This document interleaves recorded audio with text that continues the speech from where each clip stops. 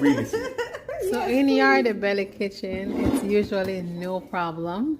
And today is no different. He's plating up a delicious plate of papaya salad. Yes, Asian inspired, of course. And I cannot wait to see what he's gonna serve it up with. Yardie Belly TV. Don't call my name. See how easy? Wow, Rev. So, make that marinade.